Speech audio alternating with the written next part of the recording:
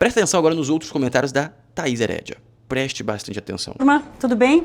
Olha, hora H desta super quarta. Super quarta é quando tem decisão dos juros. Aqui no Brasil, nos Estados Unidos, as datas coincidem. Vou começar pelos Estados Unidos, porque lá nós estamos vivendo um mundo tão doido que nos Estados Unidos, mais do que a taxa de juros, está sendo importante acompanhar a resistência de Jerome Powell, o presidente do BC americano, à pressão que ele vem sofrendo do presidente Donald Trump.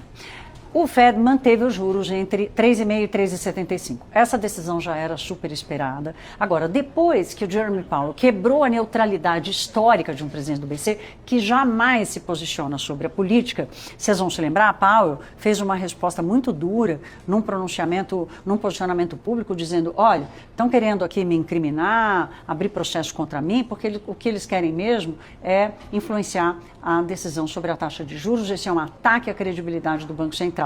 O Jerome Powell ficou empoderado. E aí, portanto, hoje ele se posicionou e avisou, ó, não brinca com a credibilidade do Banco Central, não. Não brinca com a independência do Banco Central, não, porque isso tem custo para a sociedade. O mercado financeiro, os agentes econômicos em geral, já sabem que depois que Powell deixar o Fed, em maio, pode ser um novo Banco Central com a pressão política de Trump. Mas até lá, tudo indica que ele vai... O Trump não está fazendo grandes atitudes, tem grandes atitudes erradas, mas boa parte das atitudes deles que é considerada errada é pelo formato que ele faz e não pela atitude em si. Ele está se comunicando mal, ele gosta tanto de mídia que ele paga um preço muito caro para estar na mídia. E o preço caro é isso, ele ficar confrontando o Banco Central. Talvez a troca de ministro, troca de presidente do Banco Central nem vai afetar tanto, o cara não vai se perverter e abaixar os juros na força, mas ele tinha que fazer uma comunicação mais eficiente, explicar tecnicamente por que ele acha que o Powell está fazendo um mau trabalho e não ficar falando só para o público de massa, porque se ele faz uma explicação técnica, ele consegue alcançar os investidores, ele dá uma segurada no pânico que causa quando ele faz tal discurso.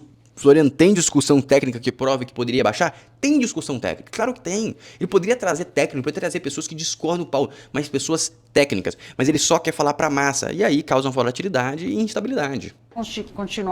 Conseguir manter alguma racionalidade ou bastante racionalidade na decisão da taxa de juros.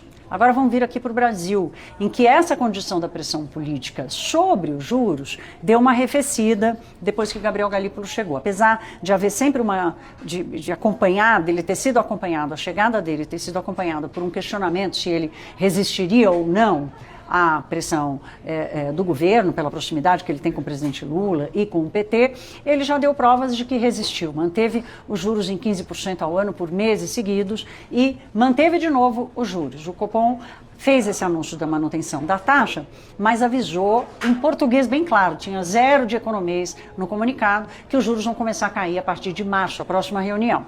Ninguém espere uma velocidade forte nessa queda, eles deixaram muito claro também que a intensidade vai ser feita com cautela, com serenidade, porque ainda há muitos elementos de incerteza e o efeito da política monetária mais restritiva, ou seja, com juro mais alto, precisa continuar. Agora, gente, lá nos Estados Unidos eles estão vivendo essa experiência da pressão política pelos juros, né? Aqui o nosso Banco Central está vivendo a experiência política da pressão sobre a atuação do Banco Central como supervisor do sistema financeiro. Meus amigos, a gente sempre um passo à frente, a gente supera um e cai outro buraco.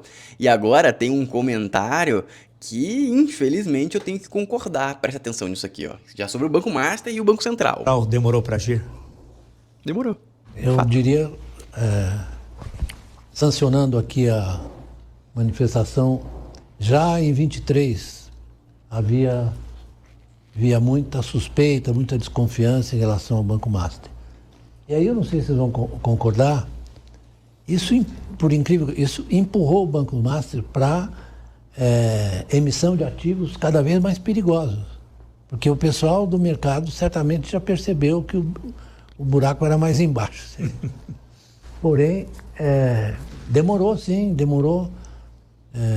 Devia ter sido tomada essa providência antes, porque eu ouvi... Vocês conseguiram entender, o cara tá cansado de falar, ele fala devagar demais, mas vocês conseguiram entender que sim, desde 2023 eu tenho live com o Vladimir Timmerman, que é o cara que processou lá o Banco Master e tudo mais, ele revela tudo que tá descobrindo hoje, ele sabia tudo, ele colocou isso no processo, só foi ignorado.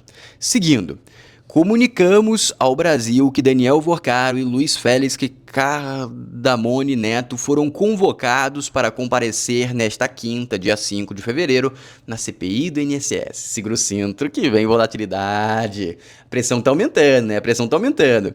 E agora vem isso aqui, ó. As chances de Alcolumbre abrir impeachment de Dias Toffoli. Aqui nessa matéria fala que a chance é muito remota, que não sei o que, não sei o que lá. Eu discordo. Eu discordo por outras notícias.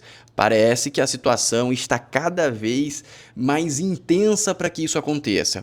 Presta atenção nesse vídeo do Léo Siqueira. Que o impeachment de um ministro do STF está cada vez mais perto de acontecer. Concordo. O motivo? O escândalo do Banco Master. Quer entender a história? Assiste esse vídeo então até o final. Esse caso do Banco Master já deveria ter sido enterrado faz muito tempo. Com a quantidade de gente poderosa envolvida, o normal era tudo ter sido abafado, arquivado e nunca mais a gente ouvir falar disso. Só que as notícias não param de vazar. E quando isso acontece, só tem uma explicação. Alguém ou alguns grupos com igual poder estão se beneficiando desse caos. Vamos começar com quem está no centro do escândalo do Master. Começa com Guido Mantega, ex-ministro da Fazenda de Lula e Dilma. R$1 milhão por mês, total recebido 16 milhões do Banco Master, contratado como consultor para azeitar a venda do Master ao BRB. Ricardo Lewandowski, ex-ministro do STF e ex-ministro da Justiça, 6,5 milhões por escritório da família, sendo 5 milhões pagos enquanto ele ainda era ministro da Justiça. Alexandre de Moraes, escritório da esposa, que recebeu 129 milhões em 3 anos para representar o banco onde fosse necessário. E o Jacques Wagner, líder do governo Lula no Senado, que articulou supostamente tudo isso. Foi ele que indicou Guido Mantega, foi ele que indicou Lewandowski, era ele que fazia a ponte do banco com a ala política. Só que o pivô do escândalo foi esse cara aqui, ó, Dias Toffoli. Ele colocou o caso do Master no STF, virou relator e colocou tudo em sigilo absoluto. Por que tanto sigilo assim? Talvez porque a família dele vendeu cotas de um resort por 3 milhões para o cunhado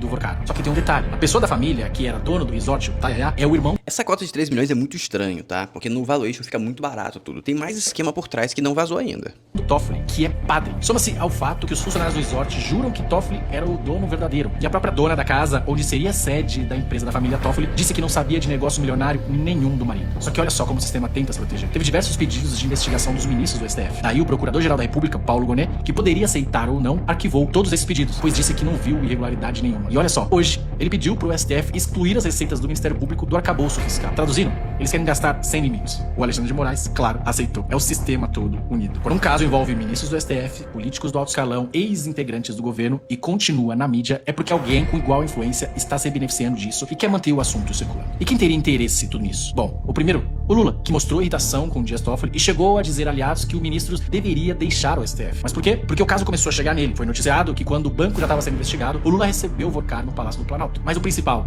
lembra que o Lula queria indicar o Bessias para o STF? Pois é, até agora essa indicação não saiu. O Pacheco é a preferência dos políticos. Por isso, se o Toffoli sair, ele consegue emplacar o Bessias e poderia colocar o Pacheco como gesto para a ala política. Até a mídia começou a queimar os 3 ministros. Só que tem um ponto mais importante aqui ainda. O povo. Pela primeira vez, o movimento que começou com o Nicolas, o Acorda Brasil, ultrapassou bolhas, ganhou as ruas e se espalhou de forma orgânica pelo país. Só que dessa vez, com as pessoas comuns pedindo algo que até pouco tempo atrás eles não deixavam pedir diretamente. O afastamento de ministros do STF. E isso muda o jogo. Se falta muito pro impeachment de um ministro do STF, eu realmente não sei. Só que... Amigos, tudo que tá passando muito provavelmente indica que o impeachment deve começar a ser processado perto ou depois das eleições, para a cadeira ficar livre no ano seguinte, não no colo do Lula.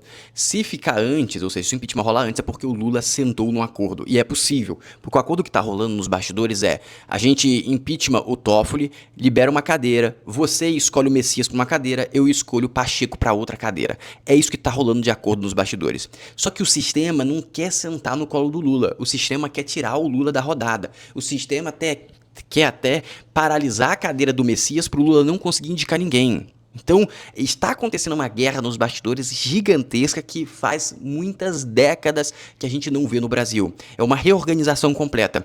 E o nosso querido Nicolas chega como cereja do bolo. Chega com uma força muito grande, uma força que chega próximo da cabeça do sistema, que chega próximo de um presidente e de um STF, só que é um cara outlier, um cara que tá correndo por fora, o sistema talvez quer impedir, mas não pode bloquear a rede social mais, porque o Trump não deixa, ou seja, é um cara que pode realmente mudar completamente os planos da cabeça do sistema, acelerar ou atrasar planos, tudo isso a gente está assistindo ao vivo, mas o que parece é que sim, os ministros do STF não vão ficar da forma que estão. Acabou essa questão da ditadura da toga, já está sepultado. Agora temos que entender como que vai ser a remoção do câncer, se vai ser na machadada ou no bisturi. Na machadada você vai acabar prejudicando a instituição. No bisturi você consegue fazer uma operação mais precisa. Dito isso, lembre de curtir, se inscrever, verifique se você está inscrito. Temos live hoje depois das 8 da noite. Um abraço e até a próxima. E lembre de entrar na comunidade do WhatsApp para você sempre ficar informado. Um abraço, até a próxima.